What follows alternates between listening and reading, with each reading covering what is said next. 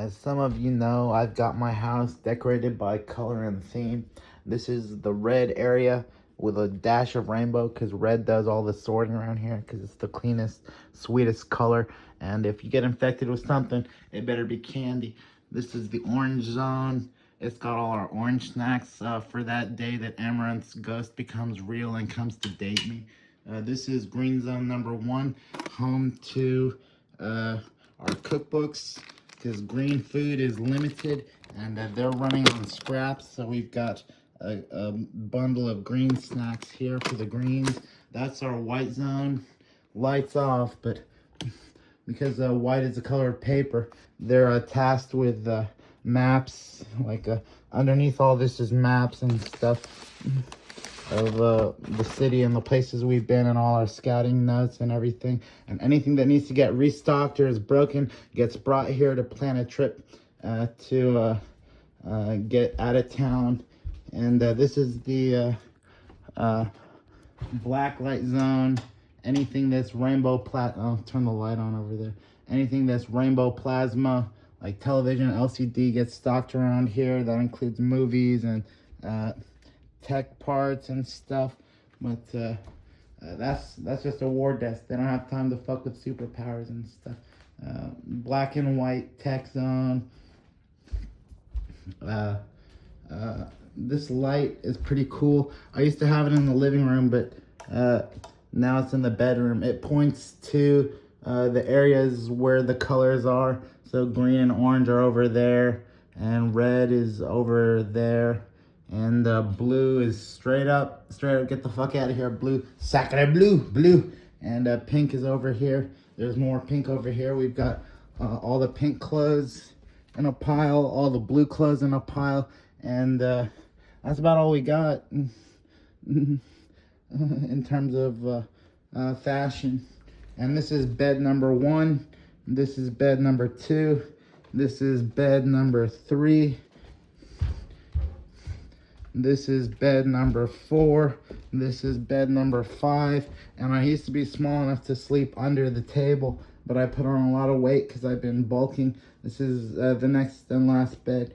So I'm really wanting a family, but family politics means the oldest in the family's secondary branch. This is the only one that gets to breed, and the main family branch, Hassan's branch, gets all the kids. But I'm filming this to show you what we're doing in the green toy zone.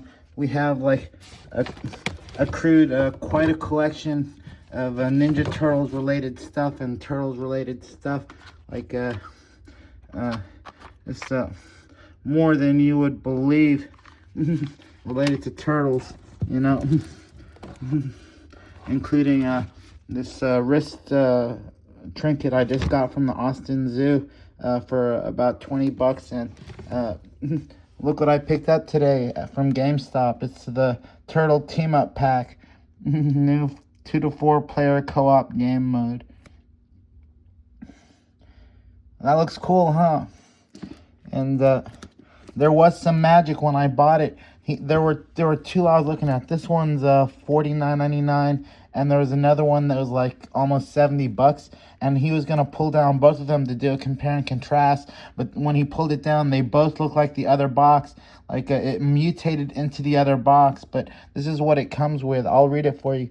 Team up with a table and take down the baddies. When the evil shredder attacks, turtles fight back. In this new exciting cooperative strategy format for Magic the Gathering, 2 to 4 players battle for survival against the onslaught of villainous adversaries. Play with your favorite of the 4 pre-built 60-card hero decks, then crack into the included play boosters to expand your strategies. Plus, it's the perfect training dojo for Magic players of any skill level to come together and play. So it comes with 1 enemy deck that has 11 bosses, 17 event cards, 4 14-card Magic the Gathering Teenage Mutant Ninja Turtles play boosters, and I think overall it's 4 60-card Magic decks. They wouldn't possibly put all 4 of those together, would they? And I'm not going to open this, and I'm saving this for when my buddies come to visit me in town, and we can get nerdy with this shit. And turtles, you know, it's a family tradition. I couldn't stand having to pick between Turtles and Lords of the Rings, and Fallout and Final Fantasy, but Turtles is the most underrepresented on the property. So that's why I picked up the Turtles stuff and not the Fallout stuff. But I did just see on, where is it?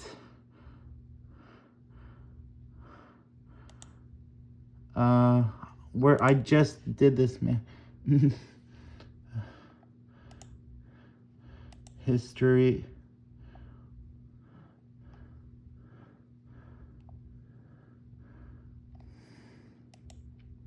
I pre-ordered this because Marvel cards are how we got our start in the television obsession with like X-Men back in 1992, 93. And this is Marvel Magic the Gathering Superheroes Play Booster Box 30 packs. And I'm going to sleeve every last one of them. And just put it next to all the other cards we've got here. Yeah, this is the Space Force area with all our spaceship shit. And it includes Star Trek cards that I got from my friend William Tran. He's a true gentleman. This is like so fucking cool. I didn't want to like take it out of the collection and sleeve it or anything, because it already comes in this attractively dusty box that's been sitting here for over a zillion years. And I have enough space to not throw out mementos and cool gifts like this from my friends. Look at this. Isn't this so cool? It's signed and everything. Come on, show us some meat and potatoes. Look what it has. It has Spot, female cat who lives aboard the USS Enterprise, sometimes mistaken for a male. Finicky gourmet, has refused over 74 different feline supplements, has 9 lives, stopped when killed first 8 times, and once every turn may pounce to disable until end of turn any one personnel present and herself. No, is that unknown strength, or like doesn't count as strength? Not too cunning, not too honest, but that's kitty cats for you. Isn't this cool? Like all this Star Trek stuff. Like a lot of these I couldn't find when opening packs. Like Dr. Soong, this one is so rare. I had a Data card, but I traded away some nerd. Yeah, I had this one. Now that's lore. I had Data, but I traded it away to some nerd in exchange for a Klingon battleship that I thought was way dope. But it wasn't probably the best trade I ever made, because he had strength 10. That's the Star Trek card. And we've got more of them up here, sorted into decks for play. But somehow our planetary dilemma timeline for the game we set up went missing. So we just have the cards for player 1 and player 2, but we don't have any planets to play on. And we had some great planets saved up. And so other than that, we've got like I think my ancestor did a video on these once a long time ago, and these haven't been taken out probably since then. This is what artwork looked like in the mid-90s.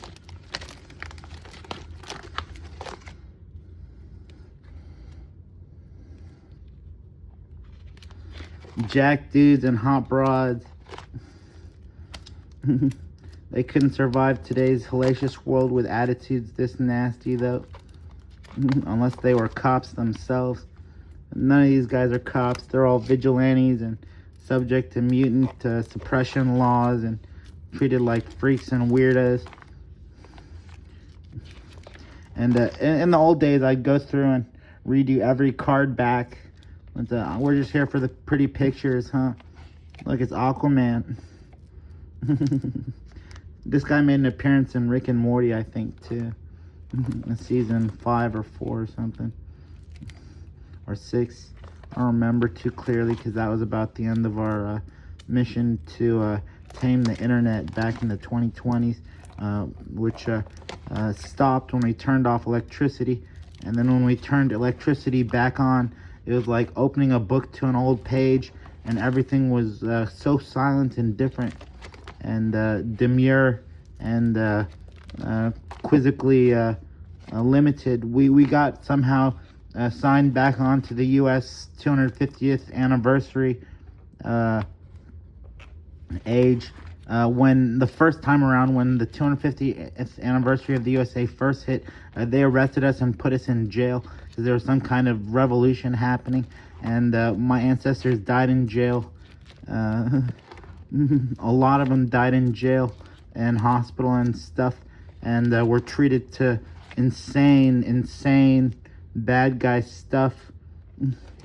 And this is like we were very poor. This was like the highlight of my life for years, is just collecting these cards, one pack at a time, on once a month for making all A's in school. I would get Marvel cards and Star Trek cards and stuff. It's a pretty cool collection, huh? Look at this dude. He reminds me of this short series I found on Instagram about a guy who gets a magical weapon for a helmet. They can do all sorts of crazy stuff. So there's that. This is the grab bag. The grab bag of like most stuff. But the rest of the ones I have are complete series. So get a good look at these. This was my first Magic card collection.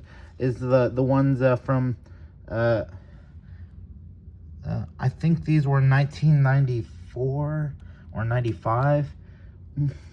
But I mean, if you think about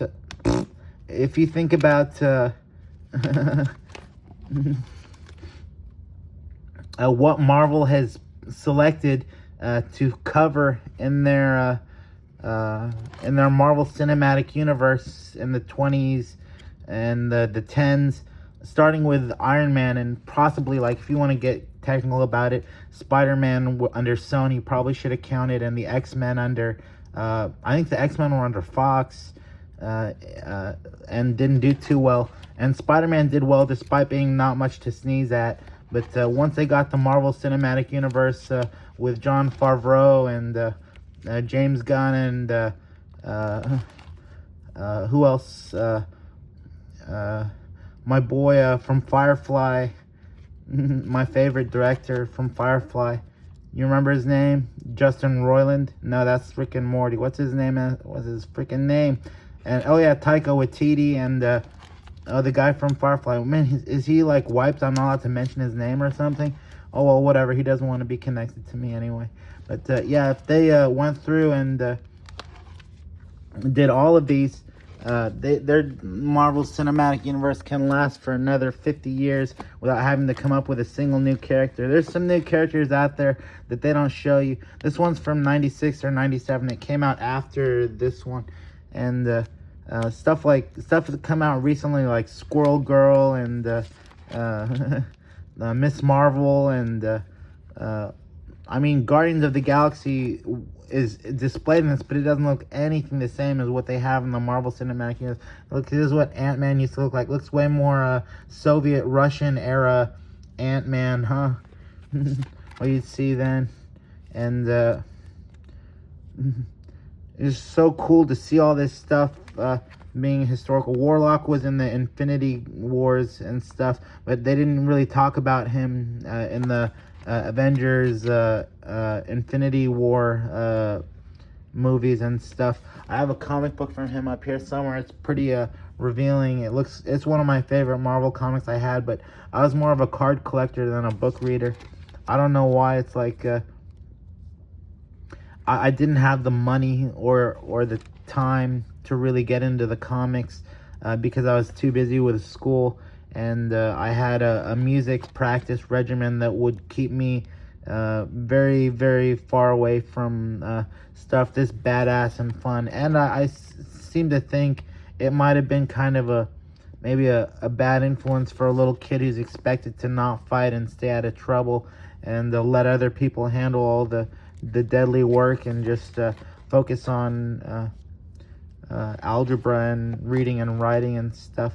which really came in handy for the war eventually when they put us in tactics computers, displaying top-down, high views of isometric and global control computers to set up cities for all these assholes to destroy. Which is really frustrating. It makes me kind of resentful of a lot of them because they don't respect all the things that are built by the mayor and society, and it's questionable whether you have a good or a bad mayor who's putting you in tortured dungeons or trying to build you wonders and beautiful things to see and do. So this is pretty cool. This is what the Avengers used to look like, huh?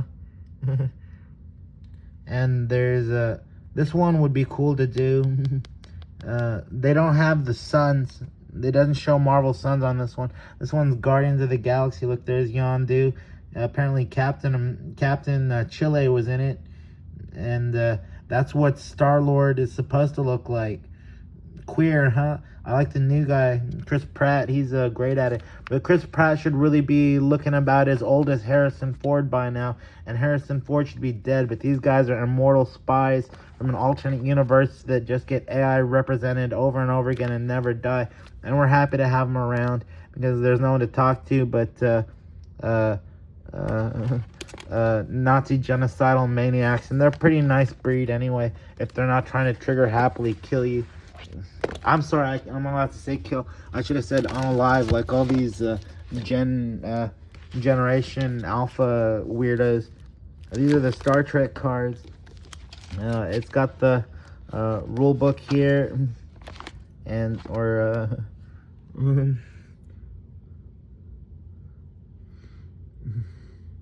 you can understand my speech, you're amazing. We start off with the Federation ships. And again, like we have a lot of ships that are like mixed into here, and so these are the ones that didn't get picked for the decks, or ones that we had doubles of. So a lot of these are all going to be really low class, or like kind of weird or common. So a lot of the really primo ships are in our playing decks, and a lot of the Federation stuff we wanted to put because we have a lot of Federation support, but only like 60 cards or something, or 120 cards per deck. I don't really remember. But this was and this is what I had in mind when I wrote the story. Mighty is the Swarm. It says my ancestor Abdullah's memory. But when the AI tried to interpret it, it used the character model of Alex Ray Doty for the nanite, and started making jokes about bread and niggers and stuff and gingers, which I'm not allowed to say. But if you want to bleep it. I don't care. Or just put in a mental note that you can not really dub a man's entire life and stop him from saying that. Because in Arabic, neglect just means little changes here and there.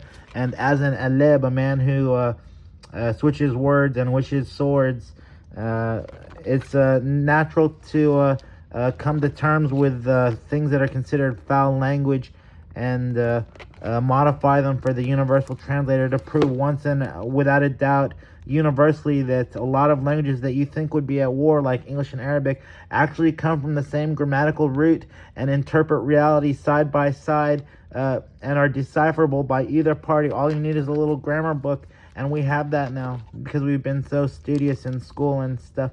So that was the neutral, the Klingons, and here's the dirty, filthy Romulans who in the series were actually mostly black-haired, and it was the blonde-haired, and it was the Cardassians who were black-haired, but I guess all the blonde guys tapped out for getting too much heat for it. And here's the equipment and outposts. And here's some planets we have left over that we could sort of like start a new planetary game. This one seems really scary. I remember this episode. It scared the shit out of me that there could be a whole graveyard for ships, and what kind of battle would leave both sides that damaged. But in old age, playing a game like StarCraft 2 with battle cruisers, easy to make and coming out like 20 to 30 per level, I kind of get it. And we were masters at the battle cruiser in my day. We got a world record on a certain StarCraft 2 map in the campaign, where we played the game. We played the level like 6 times in a row, because we were doing the campaign in under 6 hours, and we wanted to get a good time on it, and we did a perfect run, and it was a world record. So yeah, this Star Trek stuff will prepare you for the kind of speech you need to survive a world full of stuff like this.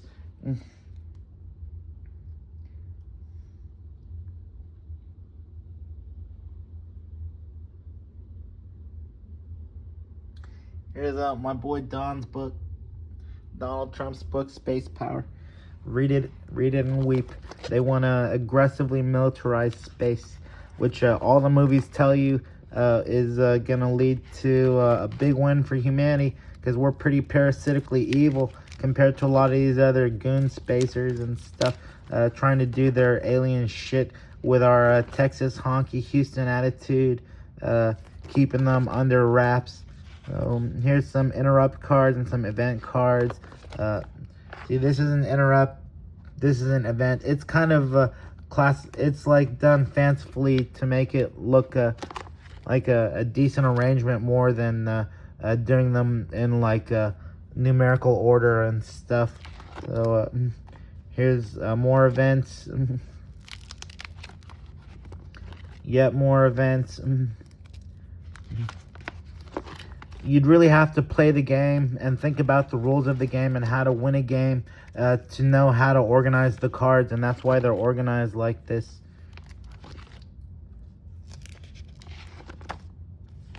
And so, like, a lot of these cards, I don't know what they're worth.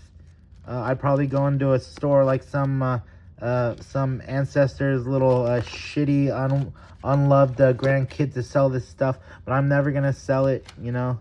Never gonna give it up, never gonna give it up. Never gonna get it, never gonna get it. It's like a history for my family more than it is a treasure to be passed around. And this is all I got going on in the Star Trek folder. Look at all these cards, though. It was such a geeky series, and we watched like pretty much every episode that these are based on. And when you try to watch it again in the modern day, it seems like they've got some sort of ultra-censored, AI-scripted director's cut where they took out most of the meaty sci-fi and left just nattering, plotting idiocy behind. No offense, Gene, but it didn't hold up, and they probably need a remaster of the entire series. But it was one of the most expensive series ever for its time, because their reach was so high. They wanted to reach so many people with Star Trek, at least in Texas, which is supposed to be the headquarters of the National Space Agency, NASA. So we were highly encouraged to get into sci-fi and the occult and superpowers and maniac science experiments and all sorts of dog shit, dirty things to do to people. And be in a constant state of war to kind of make ourselves hardened and ready for some conflict that never came. So we lost to civil war, in fact, instead of having an external threat, because so many people were jacked up and ready to go, as a StarCraft 2 Marine will tell you. And this is what I'm looking to pass out and get rid of, because it doesn't really do much but sit here and gather dust. It's the Kamigawa Saviors and Betrayers collection from like 2005 or 2006 or something. It's a lot of cards here. I used to go to drafts with my friend Robert Carrillo and play with him, because he was a magic nut, but he wanted someone to play with, and he was my roommate, so I kind of got into it. But that just means I now have a box of Ninja Turtles cards, and a box of new Marvel cards on the way. God bless this family. It's been a while since we got into Marvel, but hopefully they've got some niche stuff based on comics that nobody's read, kind of like the old ones, and it's not it's not just generic stuff from the MCU that we've all already heard about. Because I'd love to see some new artwork for these characters. I would love for this to get here sooner, but according to the ordering page, it is coming. Let's see here.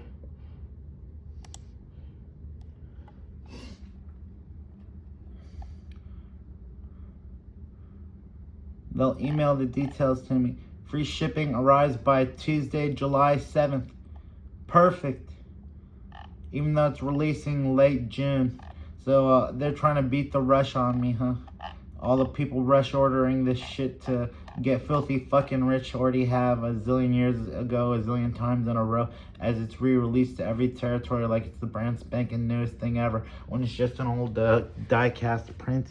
Anyway, if you're wondering what I've been up to since 4 a.m. this morning when I woke up, I was working on a track called Bristle Puss, and Grok wrote some filthy fucking dirty lyrics for it, and it's on my x.com page. Butted 1987.